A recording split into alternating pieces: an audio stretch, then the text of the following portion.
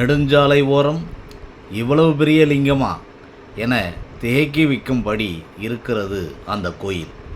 அருகில் சென்று பார்த்தால் மேலேதான் இவ்வளவு பெரிய லிங்கம் என்றால் அதன் கீழே இன்னொரு லிங்கமும் இருக்கிறது.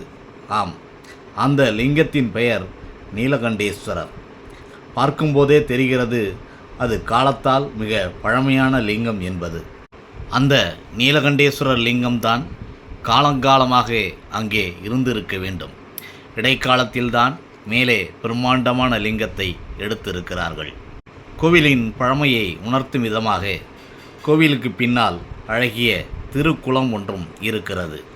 அதன் கரையில் அபூர்வமாக காணப்படும் மகாவில்வ மரம் ஒன்றும் சிவனுக்கு பெருமை சேர்ப்பதாக அமைந்துள்ளது. மகாவில்வம் என்பது அரிய வகை. அது 12 இதழ்களை கொண்டதாக உள்ளது. மகா வில்வ மரம் மட்டுமின்றி அங்கே ஒரு ருத்ராட்ச மரம் கூட வளர்ந்து வருகிறது. சிறுமரமாக அது இருப்பதால் தற்போது அதில் காய்கள் இல்லை. சிவாலயத்தின் அருகே அம்மன் சன்னதி போல் அமைந்திருக்கிறது ஒரு புற்றுக்கோயில்.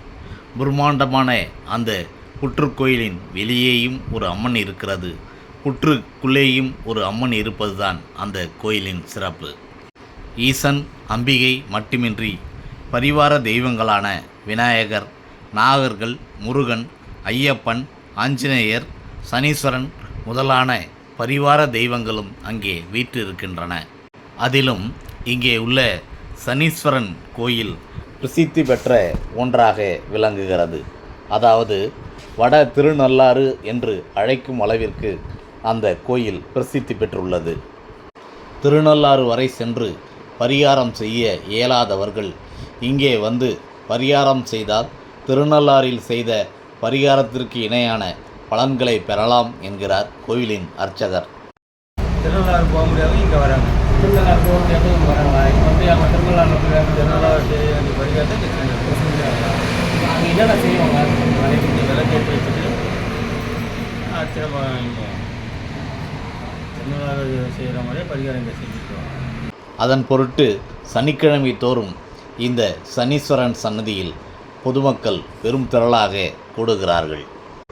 சென்னை திருச்சி ஜிஎஸ்டி நெடுஞ்சாலையில் செங்கல்பட்டை தாண்டி மதுராந்தகம் நோக்கி செல்லும் வழியில் கருங்குழி அருகே மேட்டுப்பாளையம் என்கிற பகுதியில் அமைந்திருக்கிறது இந்த அபூர்வமான அழகிய ஆலயம். அதிலும் அந்த பிரம்மாண்ட லிங்கம் பயணிகளின் கவனத்தை ஈர்த்து அவர்களை ஆகர்ஷித்து அருள் பாலிப்பதாக அமைந்திருக்கிறது என்றால் மிகையல்ல. நீங்களும் அந்த நெடுஞ்சாலையில் பயணிக்க நேர்ந்தால் ஒரு முறை அந்த நீலகண்டேஸ்வரரை தரிசித்து வாருங்கள். வாழ்க வளமுடன். ஓம் நம சிவாய.